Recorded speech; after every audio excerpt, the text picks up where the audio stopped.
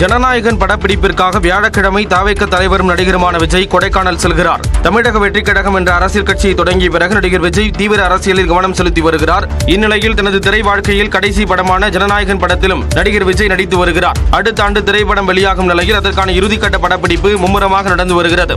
படப்பிடிப்பிற்காக சென்னையிலிருந்து விமானம் மூலம் திண்டுக்கல் மாவட்டம் கொடைக்கானல் செல்லும் விஜய் தாண்டிக்குடி மலை கிராமத்தில் தனியார் விடுதியில் ஓய்வெடுக்கிறார். பின்னர் அங்குள்ள தனியார் தோட்டத்தில் 3 நாட்கள் நடைபெறும் படப்பிடிப்பில் விஜய் கலந்து கொள்கிறார். படப்பிடிப்பு நடக்கும் 3 நாட்களும் தாண்டிக்குடியில் உள்ள தனியார் விடுதியில் நடிகர் விஜய் தங்கியிருப்பார் என்றும் கூறப்பட்டுள்ளது. அரசியல் கட்சி தொடங்கிய பின்னர் நடைபெறும் படப்பிடிப்பு என்பதால் கூடுதல் பாதுகாப்பில் படக்குழுவினர் கவனம் செலுத்தி வருகின்றனர்.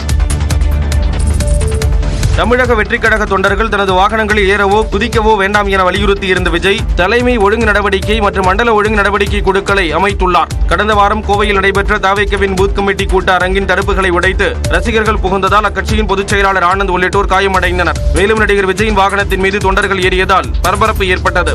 இந்நிலையில் தனது வாகனத்தை இருசக்கர வாகனங்களில் தொண்டர்கள் தலைக்கவசமின்றி வேகமாக பின்தொடர்ந்தது, பாதுகாப்பு குழுவினரை மீறி வாகனத்தின் மீது ஏறி குதித்தது மிகவும் கவலை அளித்ததாக குறிப்பிட்டுள்ளார். அரசியலில் கடமை, கண்ணியம், சுய கட்டுப்பாடு 100 விழுக்காடு அவசியம் என்று விஜய் கூறியுள்ளார். இந்நிலையில் தனது தலைமையில் கட்சியின் பொதுச் செயலாளர் ஆனந்த் மற்றும் மாநில செயலாளர் விஜயலட்சுமி அடங்கிய தலைமை ஒழுங்கு நடவடிக்கை குழுவை விஜய் அமைத்துள்ளார். இதேபோன்று 4 மண்டலங்களுக்கு தலா 1 மண்டல ஒழுங்கு நடவடிக்கை குழு அமைத்து தாவேக தலைவர் விஜய் உத்தரவிட்டுள்ளார். தமிழக வெற்றி கழகத்தோட கூட்டணி பேச்சுவார்த்தை நடைபெறுது பாஜக கூட அப்படிங்கிற மாதிரி ஒரு அரசியல் புரசல ஒரு தகவல்.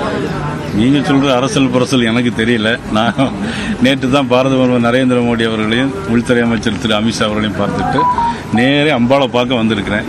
2026 சட்டமன்ற தேர்தலில் பாஜக தமிழக வெற்றிக் கழகம் இடையே கூட்டணியா என்ற கேள்விக்கு தமிழக பாஜக தலைவர் நைனா நாகேந்திரன் கூறிய பதில்தான் இது.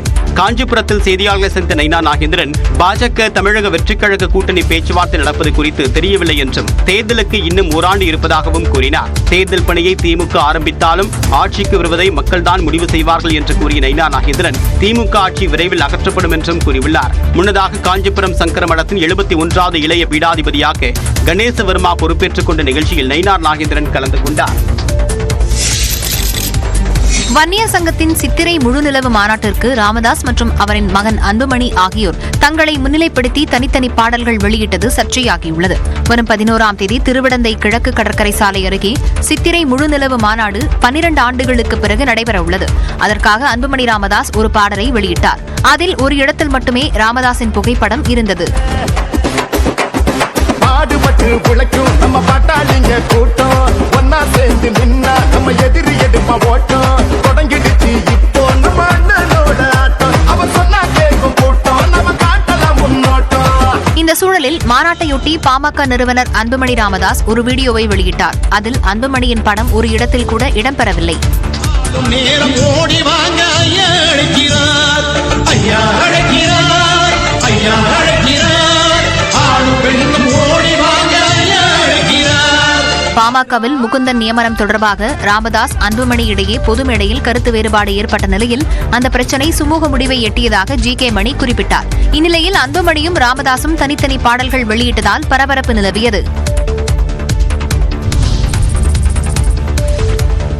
தென்னிந்திய நடிகர் சங்க நிர்வாகிகளின் பதவிக்காலம் 3 ஆண்டுகளுக்கு நீட்டிக்கப்பட்டதை எதிர்த்து தொடரப்பட்ட வழக்கில் நாசர், விஷால், கார்த்தி உள்ளிட்டோர் பதிலளிக்க சென்னை உயர்நீதிமன்றம் உத்தரவிட்டுள்ளது. கடந்த 2022ஆம் ஆண்டு நடைபெற்ற தென்னிந்திய நடிகர் சங்க தேர்தலில் தலைவராக நாசரும், பொதுச் செயலாளராக விஷாலும், பொருளாளராக கார்த்தியும் தேர்வு செய்யப்பட்டனர். சங்க நிர்வாகிகளின் பதவிக்காலம் கடந்த மார்ச் மாதத்துடன் முடிவடைந்த நிலையில் நடிகர் சங்க கட்டடம் கட்டுமான பணிகள் நடைபெற்று வருவதாக கூறி கடந்த ஆண்டு செப்டம்பர் மாதம் நிர்வாகிகளின் பதவிக்காலத்தை மேலும் 3 ஆண்டுகளுக்கு நீட்டித்து தீர்மானம் நிறைவேற்றப்பட்டது. இதனை எதிர்த்து நம்பிராஜன் என்பவர் தொடர்ந்த வழக்கு சென்னை உயர்நீதிமன்ற நீதிபதி கே. குமரேஷ் பாபு அமர்வில் விசாரணைக்கு வந்தது. அப்போது நடிகர் சங்க கட்டட பணிகளை சுட்டிக்காட்டி பதவிக்காலத்தை நீட்டிக்க முடியாது என கூறிய மனுதாரர் புதிய நிர்வாகிகள் கட்டுமான பணிகளை தொடர்வார்கள் என்று தெரிவித்தார். மேலும் பதவிக்காலத்தை நீட்டித்தது சங்கத்தின் சட்டத்திட்டங்களுக்கும் தமிழ்நாட்டு சங்கங்கள் பதிவு சட்டத்திற்கும் விரோதமானது என்றும் கூறினார். இந்நிலையில் மனு தொடர்பாக தென்னிந்திய நடிகர் சங்க தலைவர் நாசர், பொதுச் செயலாளர் விஷால், பொருளாளர் கார்த்தி உள்ளிட்டோர் ஜூன் 4ஆம் தேதிக்குள் பதிலளிக்க சென்னை உயர்நீதிமன்றம் உத்தரவிட்டது.